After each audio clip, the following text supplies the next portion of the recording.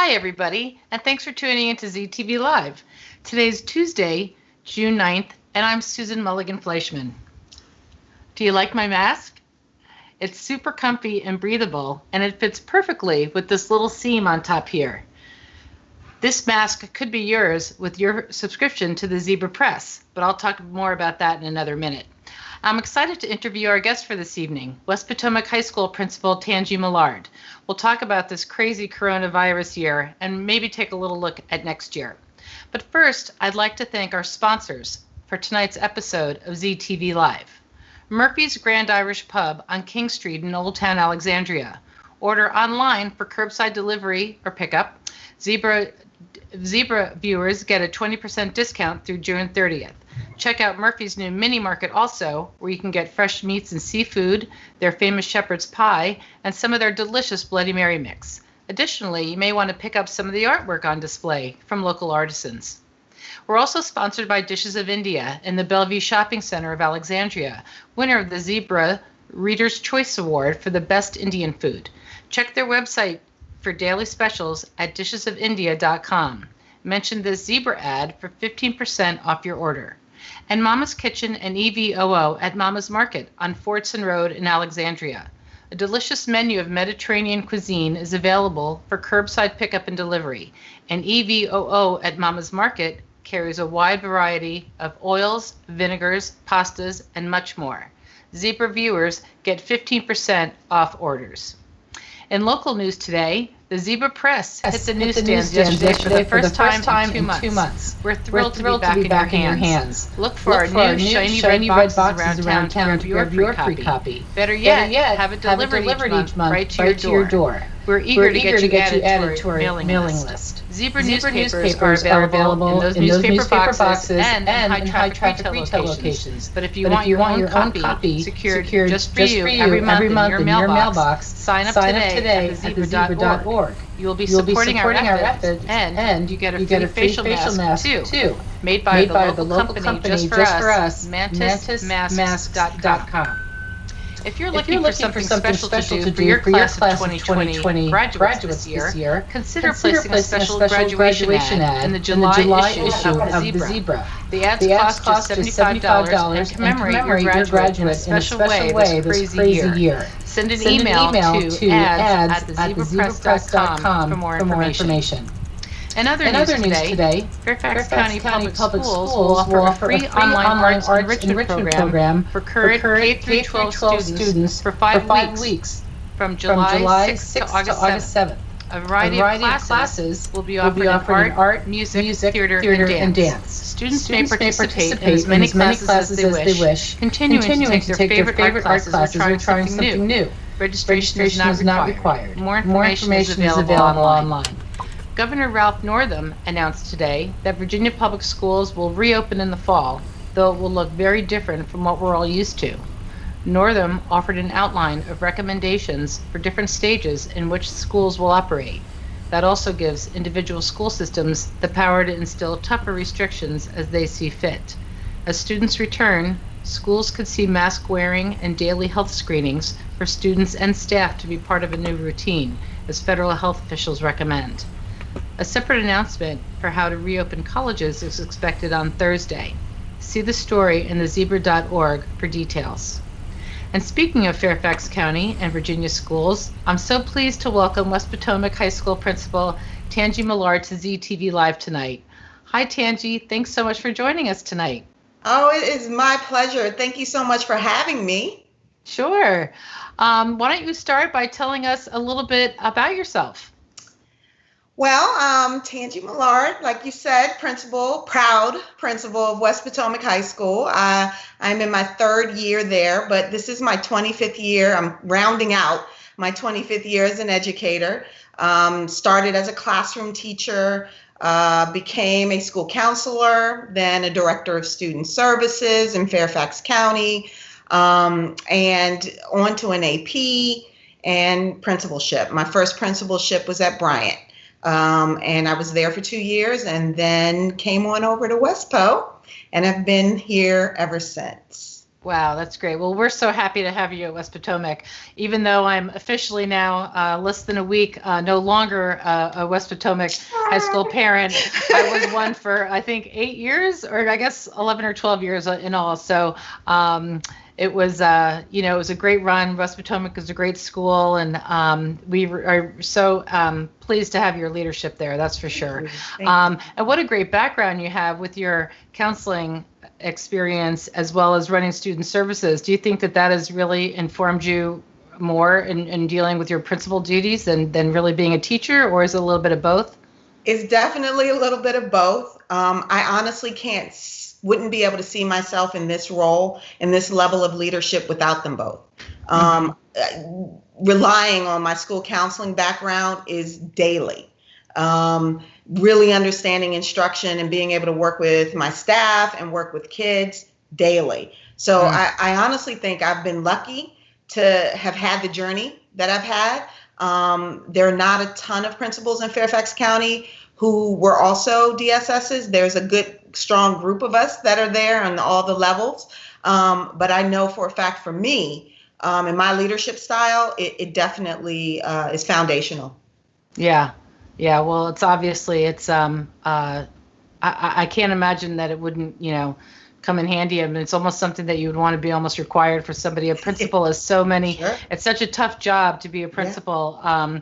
Before my children were in school, I never appreciated the three-pronged, constituencies that principal have to answer to in terms of teachers, students, and parents, as well as, the administration. But, and those three people that you are, in charge of have divergent needs and agendas. Absolutely. So it's, can you talk to that? I mean, which Sure. one do you, I guess as different issues rise, you'll kind of favor one group over another, although you're always balancing out. I guess it's a constant balancing act. It is, but it isn't. The thing that drives me is what's best for kids. That is the first question that I ask, no matter which group I'm talking to, no matter which problem we're trying to solve. My focus is on the students. That's why I'm there. That's why I've stayed for 25 years. Yeah. And that helps me. That helps ground me, and that balancing act becomes much easier because I'm very confident about the decisions that I'm making or the conversations that I'm having or the problems that we're engaging in, because I know I'm focused on the students first. The good news is all those other prongs actually do come together. Sorry about that. That's okay. Actually do come together around the same feeling, the same thinking. Parents want their kids to do well. That's true. Teachers want kids to do well.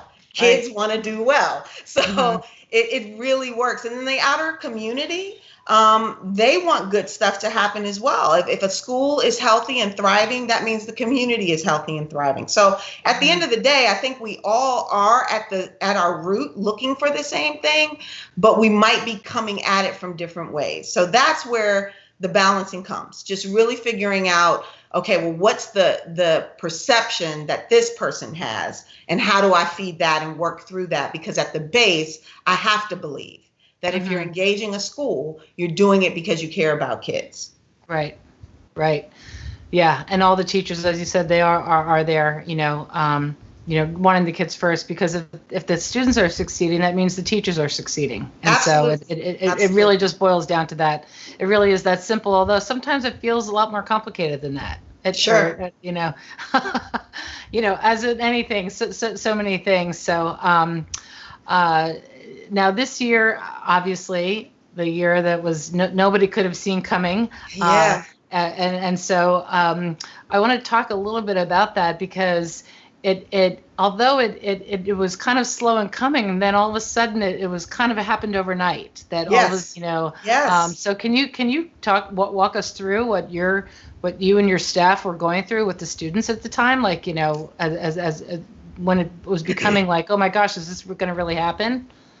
Yeah, it was really out of body, especially now, sort of reflecting back on it, because it's almost like it was a blur. It literally felt like the beginning of March, we weren't talking anything about it. Like it was kind of like, yeah, there's something going on, and And the week of the closure, it was really within that week where it really became obvious that something's about to happen. We might have to close. I just think that, in this country, that just doesn't happen across the country. There are situations that occur like Katrina and 9/11 and different things that for a shorter period of time, we've had to diverge from the typical schoolhouse. But the schoolhouse for since the late 1800s has always been open, right? And so I don't think we were really living in denial a little bit. Yeah. I mean, in your defense, nobody knew what it looked like. I mean, you'd never seen, you'd never seen it before, so there was it's impossible to picture. So, absolutely. So when earlier the week prior, it was like something might happen. We might shut down. So the first thing for us within the school was just thinking about technology. Like, all right, yes, all the kids have the laptops, but we know that they don't all have the actual Wi-Fi access. And that was the main thing that was dominating my conversations with my staff, especially my tech people, because we were sort of in a slight panic because we knew we didn't have all the Wi-Fis that we needed. We weren't sure how we were going to get them distributed. It was interesting because the week prior, we did sort of an inventory. It came from IT at central office to say, these are all the Wi-Fis we think that you have. Do you have them all? Do the kids have them? Are they assigned to the right kids? This one hasn't been used in 30 days. And that was a cyclical thing that was happening anyway. And the timing was right because it was happening for the beginning of March. So we did rectify a lot of kids prior to the closure on that piece.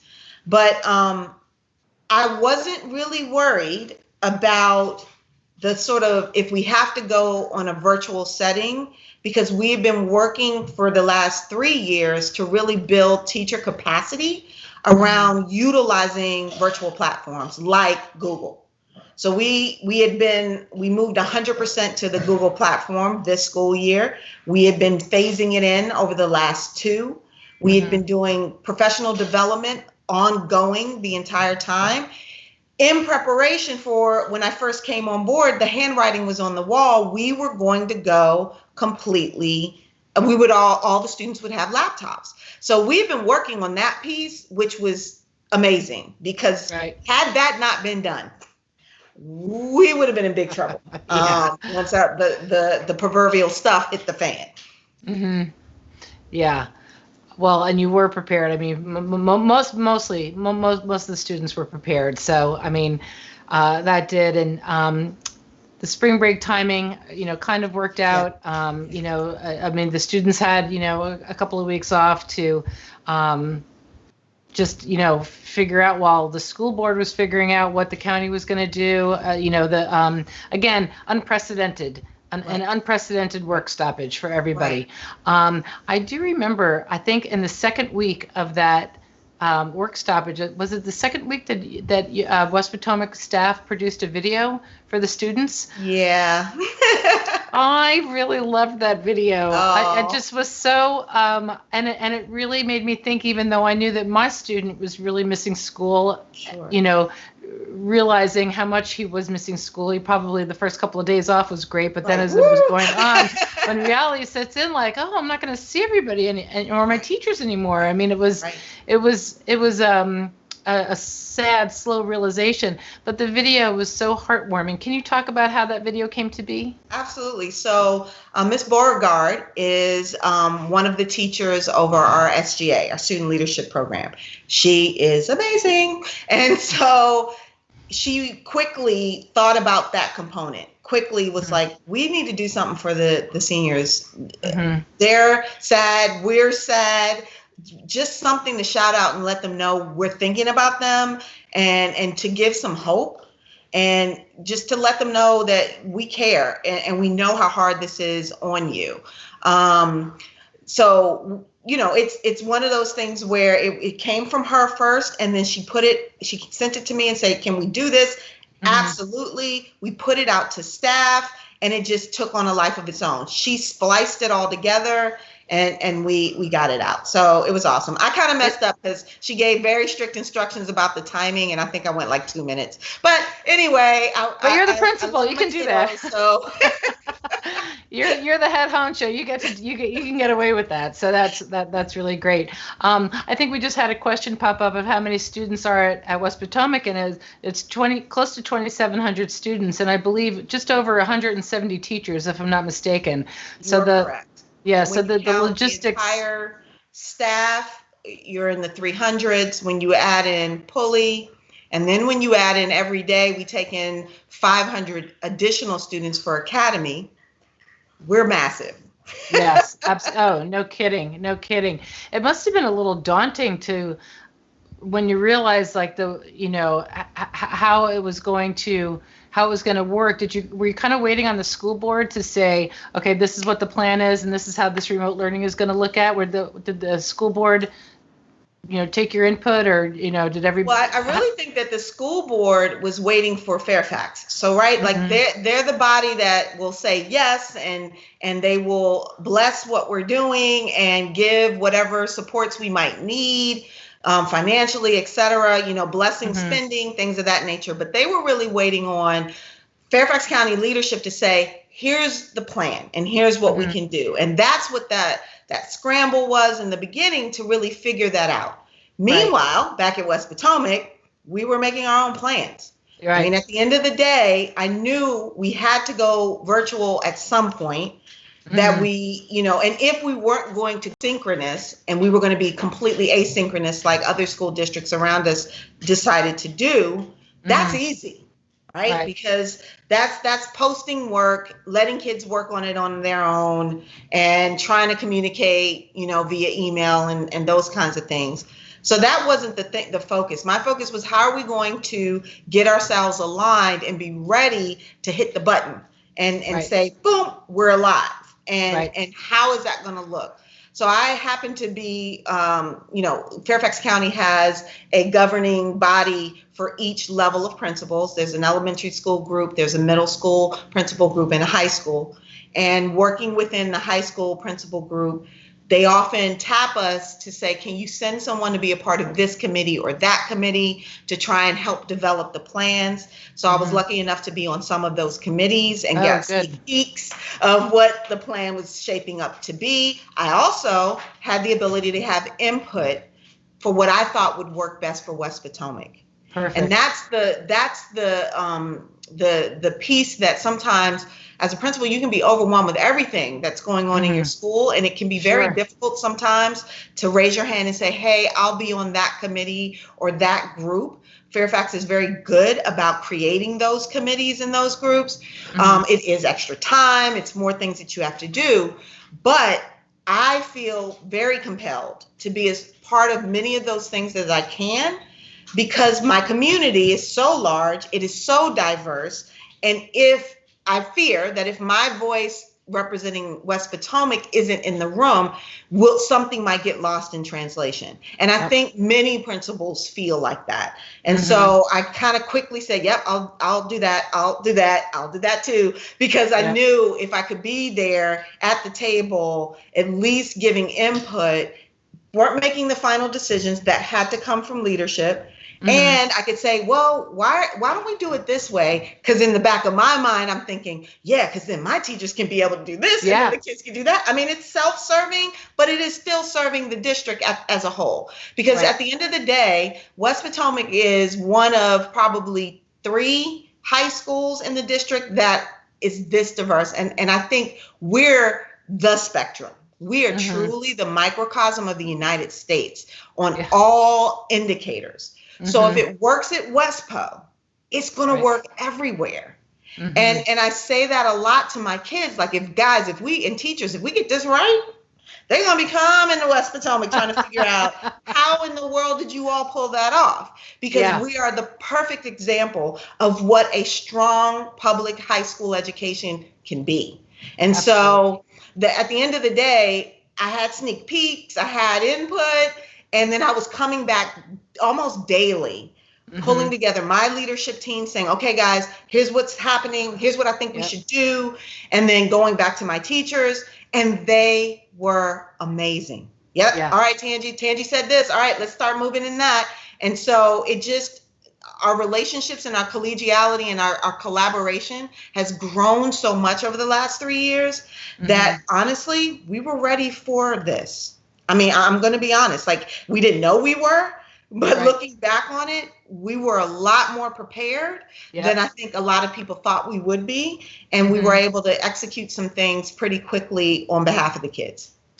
Absolutely. I was telling you before that, it was, the Blackboard was having some challenges getting going, but when West Potomac finally, when you said, let's go on Google Classroom, like, well, they can fix what's going on, but for the meantime, we're gonna do Google Classroom, and we're gonna get the teachers and the students communicating with each other, and not get on it, because as you said, they were already using it. So you really used all of those little sneak peeks and all the other tools you have. I mean, they're all tools at your disposal, and you were able to use them all. And it really is good leadership that you had your team that was following your lead. And so you guys really did a great job. It was, again, as a parent, it was, I definitely appreciated it. Awesome. But the video, that we spoke to before, it really made you realize how sad the teachers and the administration was not seeing the students and the seniors, and especially the seniors, to lose, the spring sports. Oh my gosh, to lose the senior night and all those things, and the prom and academic awards and sports awards. I mean, it was just and it was really one thing after another for them, because I think we were trying to hold off, in our hopefulness, decisions about what's going to be canceled and how we're going to handle things was day by day. And it was partially because things were coming from the federal government day by day. Like things were just changing, but we wanted to hold on. Plus, you're still holding out hope. You're holding out hope as much as you can. And so it was almost like, okay, so, all right, well, school's closed. When are we going back? Oh, it doesn't look like we're going back. Okay, well, what about prom? Oh, okay, not prom. Oh, now what about graduate? Like, it was like literally they were getting hit with waves of disappointment. It would have been better if we had pulled the plug on them all at once, right? And said, no school, no prom, no grad. We're going to make a plan, moving on. But they were getting hit in waves, because I think all of us were trying to be hopeful that we would be able to salvage some of these just traditions and things that have made all of our lives enriched because we had those opportunities. Yeah, absolutely. I mean, it almost would have been too awful to have it all at once. Although, I mean, what's worse, when you're sitting on a plane and they keep saying it's going to be another 20 minutes, it's going to be another hour, I mean, that's what it's like. Right. It's like this it builds up this level torture. of anxiety. Yeah. Well, we did get to a graduation plan. I know that there was a lot of talk about what you guys were going to do what the school was going to do for the class of 2020. And can you talk to that process and who was involved in the decision making of that? Yeah. So again, it was all about we're on these committees. We're trying to figure out what are all the possibilities. There was sort of the funneling that was happening. You got all these possibilities out in the sky, and we got to funnel them down to what's allowable, from the health department in Fairfax County. What can we actually produce and make happen for our kids? And of course, the funnel was big at the beginning because we all wanted to do everything, right? Right.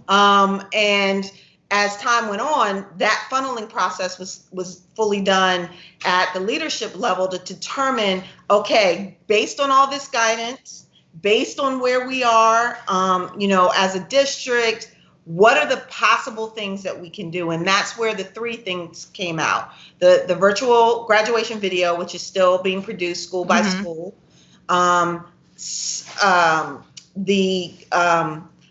Some form of an individual photo opportunity. And the third thing was really much more school-based. So what we started working on was the school-based, what are we going to do for our seniors? What do we want to do to let them know that we love them and care for them. And it was partially driven by, okay, we need to get the okay from the health department as to what the guidelines would look like if we were going to do something. But we started planning the June 4th pretty early. So it was like, man, if we could at least do something on their graduation day, right, and make that a day of some sort, it would give them a commemoration, because I was really worried about June 4th coming and going and they're just sitting home in front of a laptop. Right. And I said, they've done that. They did that with prom. They did that with, all the things. They've done that. And so we started planning for June 4th. And so it's like, well, maybe that could be the day that they pick up their stuff and they would get all their regalia. And then we were talking to other principals. Those principals like, I got an idea. We're going to do a tote bag. Oh, that's a great idea. Yeah. And you just started pulling from all over. And then it evolved into this wonderful thing. The icing on the cake was I reached out to Sue Caper, our current and outgoing PTSA president, because all along parents were saying, whatever you need from us, Ms. Millard, we are willing to help. I was getting those kinds of emails the entire time. I was getting support emails just daily from different people in the community, mostly my parents, some kids saying, we see you, we know you're trying to do what's best, we appreciate you, we thank you, and it just kept me going. So I'll take a moment here for those of my West Potomac families and communities. From the bottom of my heart, I thank you for that, because there were some extremely difficult times of decision making and frustration and all of that. And knowing that you were there to support us made me be able to have the courage to make some difficult decisions quickly. And so the June 4th, back to the June 4th day, that evolved from a lot of things. But I went to PTSA and I said, if you could do this one thing to help us, this would be amazing. And it was to decorate the campus. So for all of the parents that came through on the drive-through, all of the decorations, the rock painting, a parent reached out and said, can we paint the rock? I'm like, yes, please. Yes, exactly. She got a whole group of kids together. They painted the rock. They did the banner. Hey, David, can you show the put together by them? Yeah, David, I'm going to ask my executive producer, can you show the photos? Let's see, what numbers are they? 155, 164, and 173. That shows you a little bit about what the photos, what graduation day looked like. I will say that when we drove up, it was so organized. There was no line. You guys just planned it so well. There was no rush. We took our time. It was, everybody was so compassionate and sympathetic when they came to the car and we handed in our laptop and our books, and it was really great for my son to see his counselor greet us at his advisor greet him at the car, and I saw you, a big hello to you, and there were a lot of people taking pictures. The campus looked great, and it was just a really, I would say you guys did such a great job dealing with all of the restrictions that you had on you. I thought you really did a nice job with it. Yeah, it was food for our soul too. Like we needed that. We needed that so much. That was the highlight of all of this. We were feeling as downtrodden as the kids were. And so we needed that day. I don't know if you knew this piece, but that was still a teaching day for all the underclassmen. And we had a lot of teachers that still needed to go live with the underclassmen. I had teachers that came into the building, sat out on like back patios and taught their class just so they could be present and go out and see their kids and wave and stand in the hottest day at that point of the year. I know. And wave and say hello and goodbye and just see their kids. And we all needed that. So it was a community effort. Just that, and it's that human connection, right? To see somebody in person, even if they're 6 feet away. I mean, even if they're in the car, it was much more meaningful than I thought it was going to be. I'm so glad that we, I mean, I don't know if a lot of kids were like, oh, I'll just go and pick it up. And, but we did go. So it was meaningful. I think a lot of kids, I told kids to like decorate their cars. So we had some really cool decorations, but I think a lot of kids and parents thought, well, how great can this be? I mean, at this point, we're talking June, we've been through the worst of it. It's like, how much expectation can we have? And right now we're in the phase of doing the photo opportunity. So kids have and parents have signed up for time slots from Monday all the way through next Monday. And there's a whole stage set up in front of the school. And it's funny because parents were like, you know what, we should do graduation like this all the time. This is kind of better than sitting 2 hours in Eagle Bank and fighting traffic. We could just do it like this from now on, Yeah. And so, I mean, all of these little things coming together and in hopes of giving our kids something to remember other than COVID, other than the loss and the grief. Of the things that they lost, and it's real. And so we wanted to give them something. And now I'm really excited for many of them because they're going on, they're going on to bigger and better things. And it looks like the colleges all have plans for them to come to school in the fall. And so they won't lose that, because I think that there was worry there for a while that they're going to lose how a typical freshman would be able to be on their campus. So it's really, really something. Really something. No, and that is exactly right. And I've been so pleased to hear of the different schools. And I know that Northam said that he's got Virginia's going to announce a plan for Thursday. But what I'm hearing a lot of the colleges are doing, that's might start a week or two earlier, go through Thanksgiving, and then cut it off, and then students go home and do finals at home, and then come back again in January. So, which it sounds like a really smart idea. Plan. So, absolutely, yep. So, let's hope that those college freshmen get to go to school in the fall. So, I was going to also just, the governor talked a little bit about what it's going to look like in the fall, and of course, get out your crystal ball and figure something else out. Right. But can you talk at all to what the fall of 2020, is going to look like?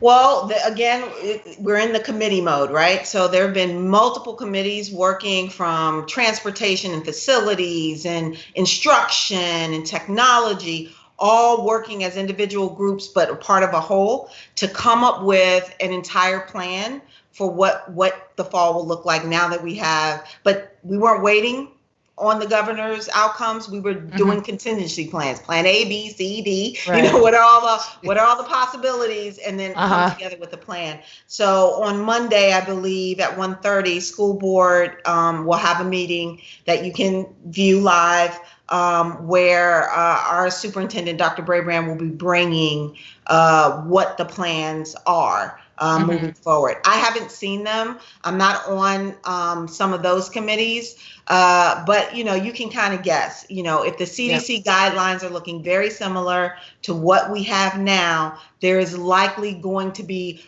a lot of still online that's going to have to happen, and then some type of hybrid with slow release of smaller groups of students coming back to school, based on need and based on the capacity of where an individual, where a district may be.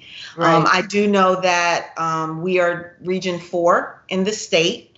And so Dr. Brabrand, I'm sure, is meeting with all the superintendents in the region, and they are probably working together to coordinate how they're doing things. But no one else in our region is the 10th largest district in the nation. That's right. So we have other challenges that smaller districts may not have.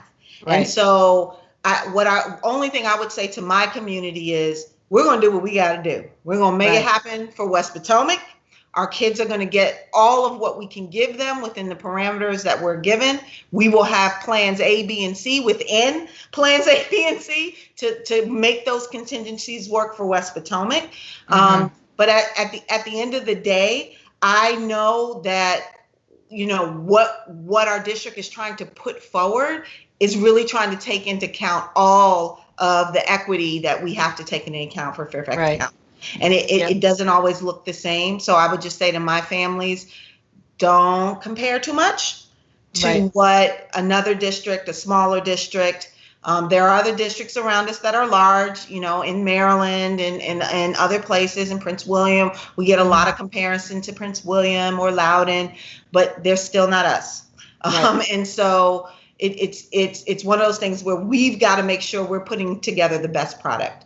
With all of our stops and starts, when we went into the virtual learning, no one wants to repeat that. So we need to have a plan that is done with fidelity, with strategy, and making sure that we are maximizing instruction for all of our kids. So what are we going to be doing at West Potomac to get ready for that? One, we need to beef up virtual learning practices with our teachers. So I have a whole professional development plan that I want to do in-house. I know the district is going to have some professional development for outside. We have a program at West Potomac called Modern Classroom. We have several teachers who are a part of that. They are fellows in the Modern Classroom project. And everything that Modern Classroom brings to the table is exactly what we need to beef up what is blended learning, because we will become truly blended. There are going to be days and pieces that are virtual and days and pieces that are going to be face-to-face. So how do you pull that together seamlessly so the student sees a through line? Because if it feels like a stutter stop or it looks weird when I'm online and it doesn't seem the same face-to-face, they're gonna have gaps. So we need to work all summer to create that seam that'll go all the way through. And working to make sure that we're maximizing the courses that our students need the most. And how is that going to look? You know, because some things don't translate well virtually. You know, it's just, there's certain courses that are just hands-on. And even with that, our teachers did an amazing job. I'm looking at, you know, art projects that teachers came up with. And I'm like, how did you even think of that? Like, I would have never thought of that, to do these things virtually. PE teachers that were figuring out how to keep kids active virtually. But they would be much better served, right, if they had those hands-on. But we may not be able to give everybody everything in the very beginning when we first hit the ground running in August. But based on what I saw from the governor and things that I know we're working on as a district, that goal is to get us all the way there, you know, in as quickly as an amount of time as we can. So just know we're working on some definite things so that we're prepared for whatever the final picture looks like. And if you pay attention on Monday, you'll get a good overview of what things we're working on as a district. Terrific. Well, I know that, you know, having you at the helm is going to definitely, I think, people after this year, I think people have a little bit of a, you know, well, we're with Tangy, whatever she says, we're going to be. Thank you. I mean, you're, you know, there's really not much more you can be doing. You're doing everything that you can possibly think of, you know, with this big question mark on the horizon. And, but all those, you know, and planning and having, you know, all A, B, C, and D. So you'll have something to fall back on. And if this pandemic has taught us anything, it's that we're all a little bit more creative than we realized before it hit. You know, and everybody has come up with, you know, from small businesses to restaurants to schools, everybody has been like, well, how can, you know, what's our workaround? And so it's really been, it's been a small silver lining in this big cloud to see all that creativity and people just trying to, you know, just get through and, you know, serve the children and do the right thing. So that's really promising for the future. Thank you. Well, I just wanted to thank you so much for joining us tonight. This is awesome. It's been a pleasure to talk to you. And so maybe we can talk again toward the end of the summer or when the school year. Anytime. You have an open invitation to come back on whenever you want. And I may call you out too. Was there anything else you wanted to say to our, you know, huge audience? Just that, you know, really, again, reiterate the love and support that we received from our community. We really can't thank you enough for that. It did give us the energy and the drive to do what we had to do. And our teachers and staff, they were making huge sacrifices to make sure these things were going to happen for our students. And we just really appreciate that you appreciated it. And we appreciated that you were pushing and saying, hey, this is what's right and this is what we need to do for kids. So just thank you all. Love my West Po. Go Wolverines always. Yes. Can't wait till we're back on courts, fields, and all that stuff, because WestPo runs the highway. All right. All right. Well, that's an awesome way to exit out of here. So, Tangy Millard, thank you so much for your time. Look forward to it, and good luck with these last couple of days of school and with all that planning over the summer. And we will definitely be talking to you soon. All right. Take care. All right. Bye. Take care, Tangy. Thank you so much. Well, that's going to be it for us tonight here at ZTV Live. Remember to, speaking of the class of 2020, remember to consider placing an ad in the Zebra July issue. $75 an ad, and you can do a photo, and you can do write a poem or a letter or some kind of special meaningful text for your graduates, for friends, families, neighbors, whoever. The Zebra would just really like to pay homage to all of the graduates for the class of 2020, whether it's high school graduates, college graduates, kindergarten graduates, middle school, 8th grade, whatever. We really want to celebrate our graduates, and we want to help you to do that too. Tomorrow night we have Amy Jackson here with her Titan Talk. And then Thursday night, we have Leslie Hall from Delray Artisans will be with us talking about their Tell Me a Story exhibit that was supposed to be running in March and that ended up lasting a little bit longer due to the coronavirus. So thank you so much again, everybody, for tuning in to ZTV Live. It's great to have you here. And until we see you tomorrow, remember to try to be the good news in someone's life.